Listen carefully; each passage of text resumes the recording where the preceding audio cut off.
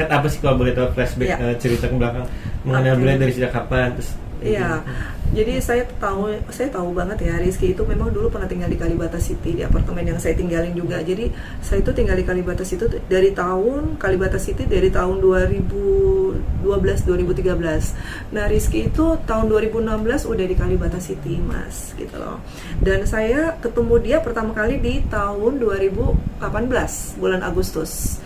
Tepatnya waktu saya syuting Sate Ayam Bumbu Cinta, itu saya jadi ibunya dia. Dan dia juga itu kalau nggak salah nih, dia itu FTV pertamanya dia. Jadi dia punya ibu saya juga punya anak yang pertama di FTV itu. Jadi kita di situ langsung dekat gitu.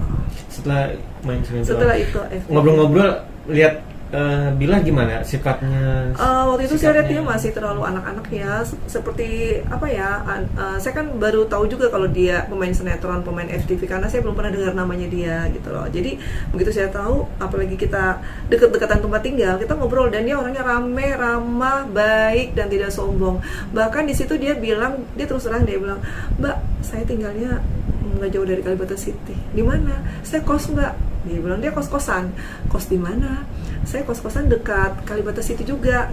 Kalau nggak salah waktu itu dia bilang dekat-dekat dekat-dekat bukan Jati Padang, Kalibata City di belakang-belakangnya itu Lenteng Agung kalau nggak salah. Pokoknya karena udah lama jadi saya nggak catat lagi alamatnya waktu itu. Itu setelah berapa kali Kak main satu frame sinetron? Udah sering sih, berapa kali dari tahun 2018 itu berapa kali saya ketemu dia. Sate Ayam Bumbu Cinta, Pernikahan Berarti Ongkos, terus ada beberapa lagi FTV. Habis itu saya pernah jadi kepala sekolahnya juga. Jadi saya jadi ibunya. Terus saya waktu itu casting di perusahaan PH waktu itu ya, ada salah satu PH di Jakarta Barat. Nah, saya ketemu dia di situ. Kita nggak janjian. Dia lagi duduk pakai baju putih-putih. Di situ saya kaget lihat. Karena di situ tahun 2019 sudah berubah gitu loh. Itu sebelum saya ketemu dia di Cinta Nikita ya. Cinta Nikita kan terakhir dia pacaran sama Lesti kan di Cinta Nikita. Nah, perubahan yang saya lihat pada saat di kantor PH itu, dia udah stylenya udah beda. Dari cara cara berpakaiannya dia, terus mukanya semua udah berbeda, dan kelihatannya sih memang dari manajemennya dia yang membuat dia berubah gitu. Sudah tidak ke ibaratnya yang masih remaja, sekarang sudah dewasa. Iya. Lihat kakak pas di 2009. Saya kaget begitu saya Rizky. Pertama saya nggak mau tegur dia karena kan dia juga kan jauh-jauh begini main-main handphone kan. Ini Rizky Bilar ya, saya kan ibu kamu, saya gituin kan. Saya Mbak Ivon masih ingat nggak? Masih Mbak Ivon. Langsung berdiri kan, terus Rizky kita selfie, aduh sampai fotonya jatuh. Ini foto kenang-kenangan. Jadi waktu kita ini waktu di PH itu di Cinemark. Jadi ini sampai fotonya banyak sekali kan, gini-gini lah apa segala macam. Jadi kita disitu bikin heboh di sana. Nah, setelah ini di casting ternyata dia lulus di situ sebagai Nikita Willy kan, di judul Cinta Nikita. Terus aku sendiri di situ juga terpilih sebagai hakim. Jadi kita ketemu lagi satu produksi. Di situ kita tiap hari ketemu dan kita ngobrol lari-lari lah apa, karena kan dia banyak scene ya kan. Kita ngobrol biasa sih. Setelah ngobrol biasa, ada kontek-kontekan telepon atau ada curhat setelah itu pas nikah sama Lesti deh. Dan sebelum jadi saya itu terakhir berhubungan sama dia sebelum dia nikah, karena kan waktu itu saya kan udah main juga, ada on off juga kan di sinetron yang diproduksi oleh salah satu PH gitu kan. Jadi kita tabrakan schedule. Terus saya ke daerah, terus saya WA dia, saya bilang selamat, saya bilang itu udah mau nikah. Dan pada saat saya tahu dia pacaran sama Lesti, itu pada saat dia beralih dari sinetron yang Cinta Nikita ke Jodoh Wasiat Bapak Kedua. Di situ kan dia skipping tiap hari. Nah, gitu. Kak, saat berarti sudah lost contact dong saat dia sudah mau menikah. Lost contact. Tapi kan kita kan sering kalau saya DM kan dia repost. Berarti masih ada hubungan dekat. Iya, dia menghargai aku sebagai ibunya. Dia orangnya sopan, baik. Makanya kemarin tuh saya menyesal banget, Mas. Kenapa saya nggak samperin dia di Polres? Karena saya taunya dia tuh nggak mungkin ditahan 1 hari. Saya pikir ya mungkin 1 minggu gitu kan. Jadi saya tunggu jadwal yang diberikan oleh di sana penyidik. Tahu-taunya dia udah keluar saat itu juga, cuma 1 malam dia ditahan di lantai 4. Berarti nggak ada sempat dia curhat di DM atau selama dia nikah setahun iya. ada atau Nah, gimana sama itu dia yang aku belum pernah tanya. Kalau aku bisa tanya, bagus banget ya aku bisa tahu jawabannya. Nah kemarin tuh sebenarnya, aduh pengen banget deh, pengen ketemu Lesti sama Rizky, pengen ini kan, pengen apa sih istilahnya, kasih support lah istilahnya, aku sebagai orang tua, sebagai ibunya dia, kok anak saya kayak gini gitu loh. Maksudnya sebenarnya sih memang apa ya, apa sih kalau KDRT itu yang Mas itu kan memang berat banget ya kalau saya bilang. Tapi kalau misalnya saya bisa ketemu dia kan saya puas banget gitu. Makanya saya lagi cari waktu nih, mudah-mudahan bisa ketemu dalam waktu dekat ini. Kak, selama kenal sama Rizky atau syuting, pernah nggak lihat dia emosi atau marah itu? Nggak pernah. Jadi di handphone saya tuh banyak video-video dia kan, yang kita lagi makan terus dia inilah apa, ketawa-ketawa, humoris anaknya. Jadi yang aku tahu juga emang dia nggak pernah sedih, nggak pernah cemberut, nggak pernah marah, sama teman-teman menghargai gitu loh. Jadi nggak ada kurang-kurangnya sih kalau menurut saya. Apalagi dia kan pintar anaknya, pintar dan cerdas. Kak, tahu mendengar kabar dia flashback lagi ya KDRT, sempat percaya dan nggak percaya, kaget dan tidak kaget, gimana tuh melihat pas taunya itu di medsos atau lihat handphone atau di langsung televisi? Aku taunya dia KDRT itu kan pastilah dari medsos dan dari TV kan gitu, karena kan aku memang rajin banget kan, update banget gitu loh. Ya kaget lah gitu kan. Terus aku sampai, karena kan di TikTok saya tuh kan memang fotonya dia gitu loh. Terus netizen kan ngeliat, terus ada gosip tentang tante-tante di Kalibata. Nah itulah nyambung di situ Mas. Makanya saya bilang, saya bukannya saya ngebela Bilar atau ini ya, bukan, tapi saya mau ngomong yang sebenarnya soal dia gitu loh. Jadi kalau ada gosip-gosip dia inilah di luar tante-tante atau apa, itu saya pikir mungkin cuma gosip karena nggak ada buktinya kan gitu. Jadi ya kagetnya luar biasa, karena anak yang saya sayangi, anak yang saya kagumi, dan bukan cuma saya tapi kan seluruh masyarakat Indonesia, bahkan di luar negeri kan, bagaimana fansnya Rizky Bilar sama Lesti kok setega itu sampai mukul, dan itu mukulnya tuh kan bukan mukul biasa kan, sampai parah kan, sampai Lesti harus divisum masuk rumah sakit kan gitu. Oke. Kak, menurut kakak sendiri sebagai seorang ibu, seorang perempuan, melihat laki-laki apalagi suami yang main kasar KDRT ke seorang istri, gimana sih Kak?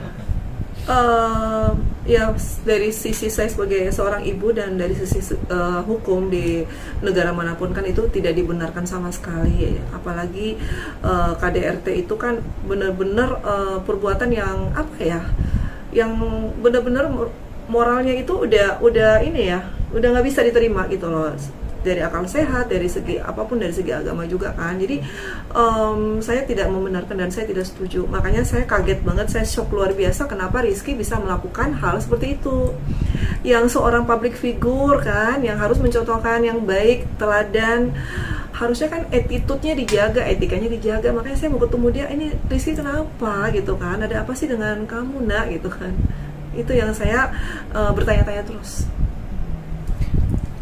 Kak, ada masukan atau pesan gak buat para wanita-wanita kan harus speak up atau apa, gimana sih ketika dia mengalami KDRT? Iya, nah ini saya mau memberikan pesan kepada ibu-ibu atau adik-adik atau siapapun yang berumah tangga, ya mohon untuk menjaga ya hubungan apa sih namanya, rumah tangga supaya harmonis, dan jangan apa-apa tuh main tangan, main hakim sendiri, itu kan berbahaya gitu loh.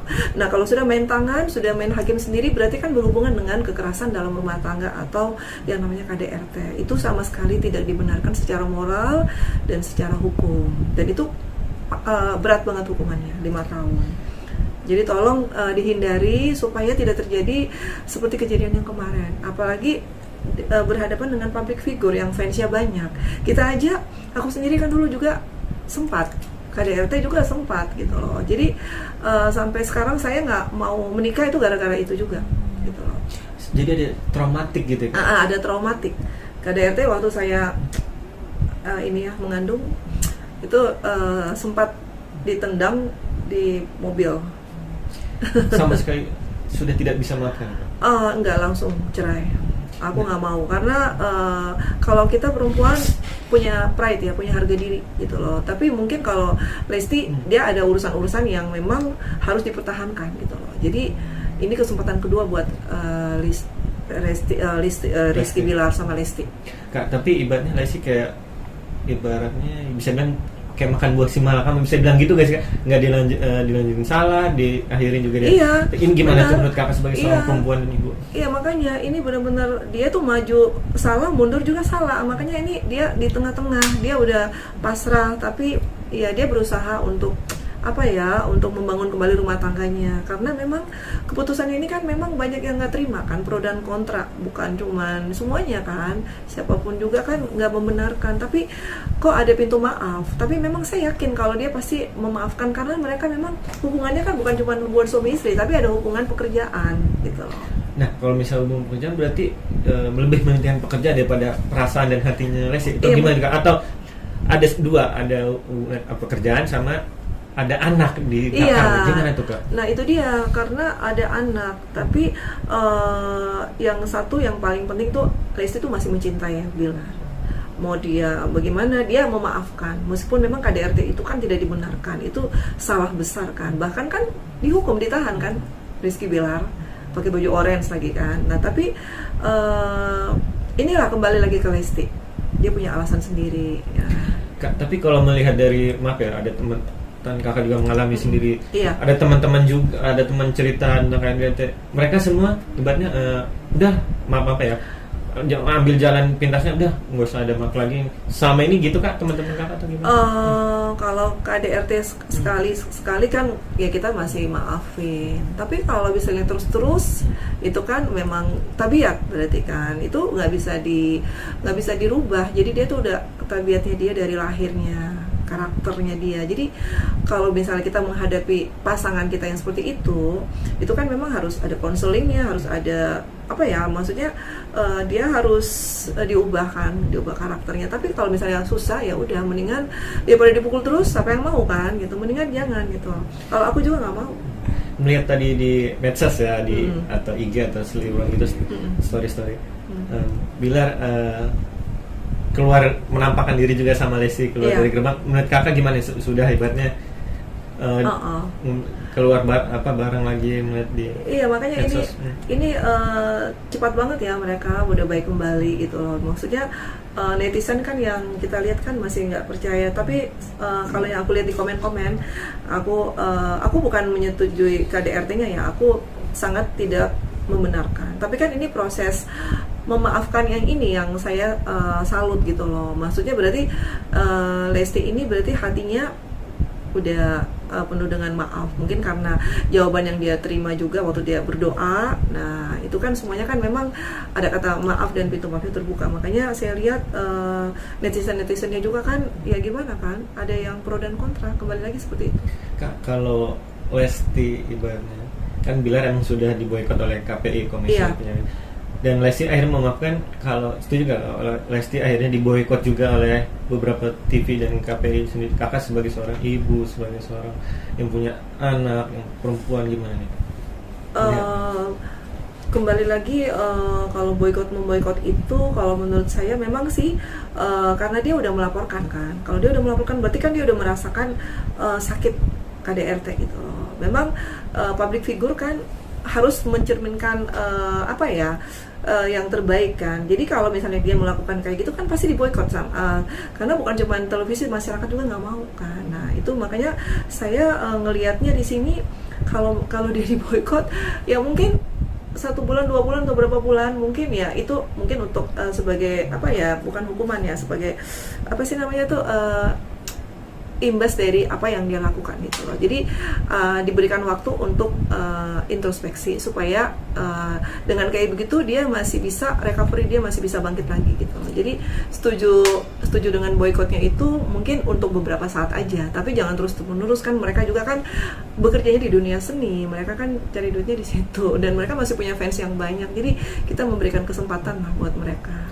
Kak, terakhir dari saya, tadi sempat keputus yang ada kabar-kabar miring Bilar ibarat Bapak punya tante di Kalibata City, atau juga ada beberapa yang Bapak menuduh kakak oh ini nih pas udah diposting di YouTube, Iya. nama kakak langsung oh jangan ini nih, jangan ini, semua pada berargumentasi kan, Iya. netizen, para netizen Iya. dan itu gimana nih kak?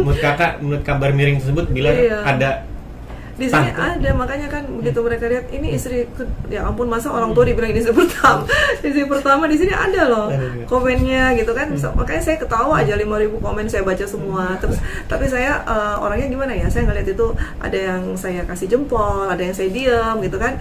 Cuman saya bilang gini, saya bukan tantenya Rizky yang tante-tante kayak gitu kan.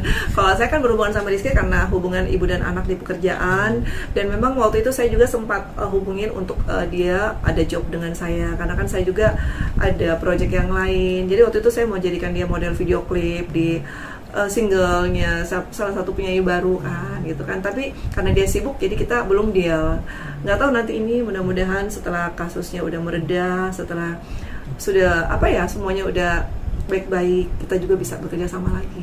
Tapi kabar yang miring itu kak, yang dia punya Nggak ada. di Kalimantan sih gimana? Oh ya, yang itu kan heboh karena Mami Isa kemarin kan, yang siapa segala yang bilang gitu, ada satu perempuan yang bilang begitu kan, katanya yang punya salon di Kalibata City. Gimana? Nah di Tower Flamboyan, di Tower Flamboyan itu kan yang punya salon kan cuma satu orang, namanya Kakak Yopi, sahabat saya. Dan karena saya memang sering ada di situ, mungkin dikira ini kali Tante Ivon, dilihatlah di TikTok saya, aduh Tante Ivon kali, karena tante-tante kan karakternya, ya gitulah, mungkin ada potongan juga jadi Tante Girang. Jadi kabar itu hoax gitu kan? Nggak Hoax, benar? nggak benar sama sekali. Karena kalau Rizky berhubungan dengan tante-tante, setahu saya sih nggak pernah saya tahu ya, nggak pernah ada. Tapi yang kabar dia selingkuh yang dari penyidik itu gimana menurut kalian? Kaget kan? Iya makanya itu kan sudah diselidikin kan di penyidik, ada barang bukti kan. Ya itu kaget luar biasa. Ya mudah-mudahan sih Rizky nggak begitu lagi. Dia mungkin udah ada efek jerah dan dia udah istilahnya tobat lah dengan semua perbuatannya. Mungkin dengan kayak begini seterusnya Rizky sama Lesti bisa bersatu selama-lamanya. Nggak ada lagi KDRT, jangan sampai itu terjadi karena itu benar-benar nggak dibenarkan gitu.